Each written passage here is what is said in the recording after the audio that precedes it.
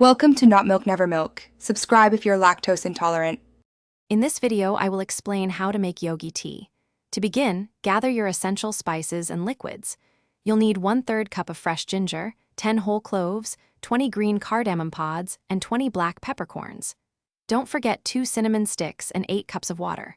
Also, have 1/2 cup of milk and your favorite sweetener ready for the final steps. These ingredients form the foundation of a truly authentic and flavorful brew. Now, let's start brewing. First, gently crush the green cardamom pods and black peppercorns. This helps release their wonderful essential oils.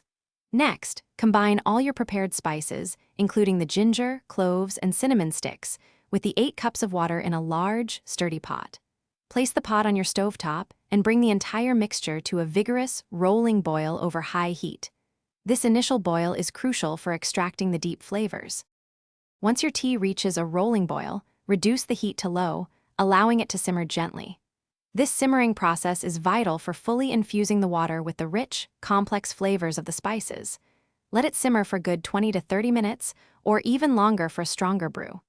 After simmering, carefully strain the tea through a fine mesh sieve into a heat-proof pitcher or another pot, discarding the spent spices. This ensures a smooth, clear tea. Finally, it's time to serve your delicious yogi tea. Stir in the 1/2 cup of milk and add your preferred sweetener, such as honey or maple syrup, to taste. If the tea has cooled too much, you can gently reheat it, but avoid bringing it back to a boil. Pour the warm, aromatic tea into your favorite mug. Savor each sip of this comforting and invigorating beverage, perfect for any time of day. Enjoy the unique blend of spices. Thanks for watching. If this was helpful, leave a like and consider subscribing. See you next time.